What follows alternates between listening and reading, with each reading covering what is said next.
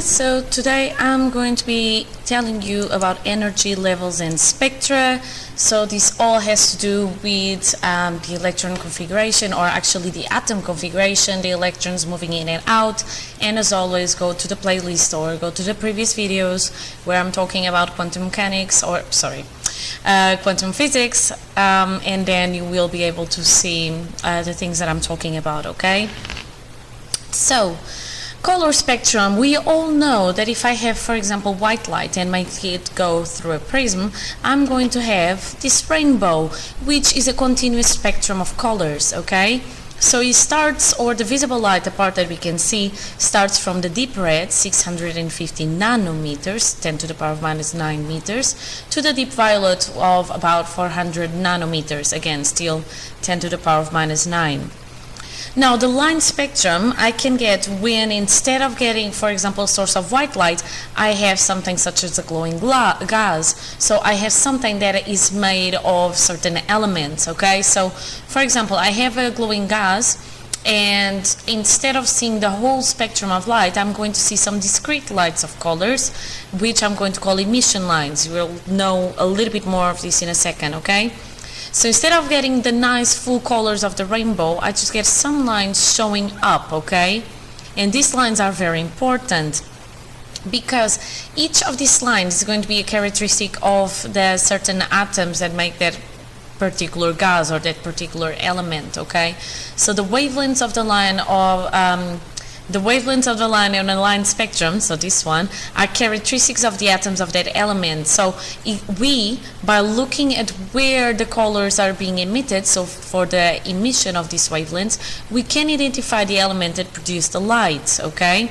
Because, and go back to the other videos, no other element produces the same emission or absorption lines, okay? Or spectrum, as they say in here.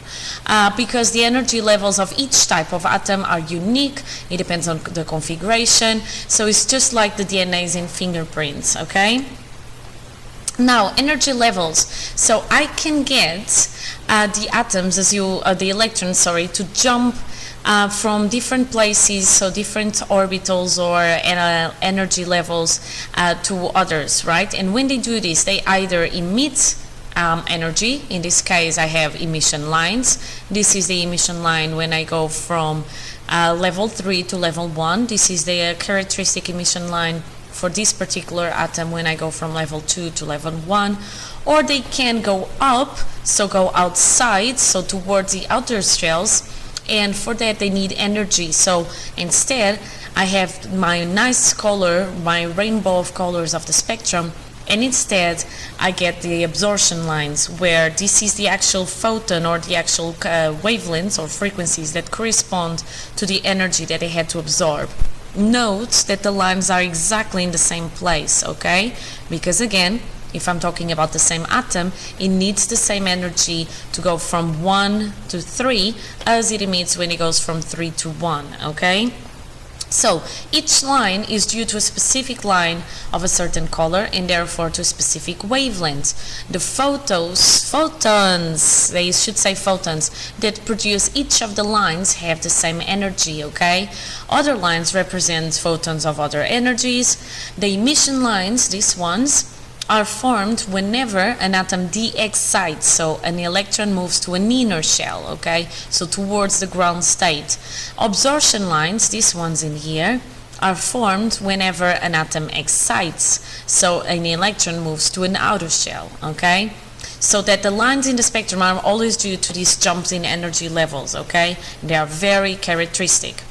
So for example, let's try this exercise. I have a mercury atom that is de-exciting from the level of 4.9 electron volts of energy to the ground state. They want to know the wavelength of the photon that was released.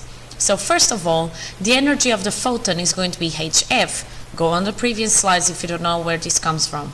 And this energy is going to be equal to the difference in energies between the energy level where the atom was, or the electron was, sorry, to the ground state where I have 0 electron volts. So the change in energy is 4.9 electron volts.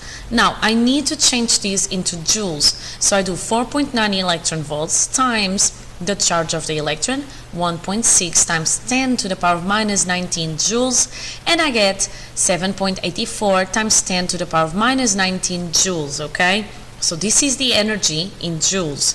Now, I know since the energy equals Planck's constant times the frequency is going to be the energy, change in energy, divided by the Planck's constant. So I get this number that I got here, 7.84 times 10 to the power of minus 19 joules, and I divide it by the Planck's constant, 6.63 times 10 to the power of minus 34 joules second. Joules and joules cut.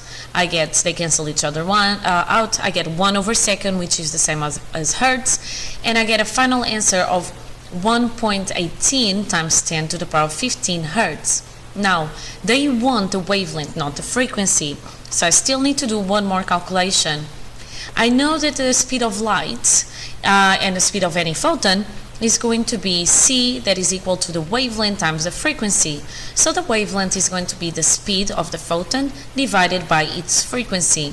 So it's 3.0 times 10 to the power of 8 meters per second divided by this number, 1.18 times 10 to the power of 15 hertz, or 1 over second.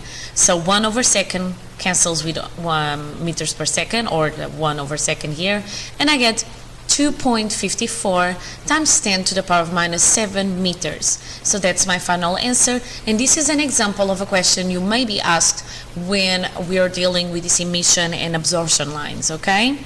Now, things can get simplified further. If I have, so I'm now telling you about the Bohr atom. Let's think about hydrogen. So the hydrogen only has one electron, right? So it only has one proton, one electron, and then I have the energy levels of the hydrogen are relative to the ionization level, okay? So these energy levels are going to be E equals to minus 13.6 electron volt divided by n squared, where n1 is the ground state and 2 is the next excited state. Now, so this n stands for the level where the electron is, and this 13.6 is, if you have seen other videos, this is going to be the energy that I need for ionization. So the energy is going to be the ionization divided by the level where it is, okay? So I can say that when I have a hydrogen atom to de-excite, the energy emitted is going to be, and now I'm going to simplify this formula. So I'm going to have energy equals 1 over n2, the next excited state, squared, minus 1 over n1, the ground state, squared, times 13.6 electron volts. Some of you may be thinking, she's saying the excited, and now I have the excited state. But think that I now don't have this minus sign in here, okay? So I changed this around. And this is a way that I can, simplify the calculations. But again, you actually don't even need to go to this place or to use this formula. You can just do it like in the previous exercise like this, okay? It's up to you how you want to do it. Anyway, I hope it was clear for you. There was someone vacuuming the corridor, so hopefully it was not recorded in a video. And see you next time for a little bit more. I think I'm going to tell you, yep, I will, about the wave and particle duality of light. See you, bye.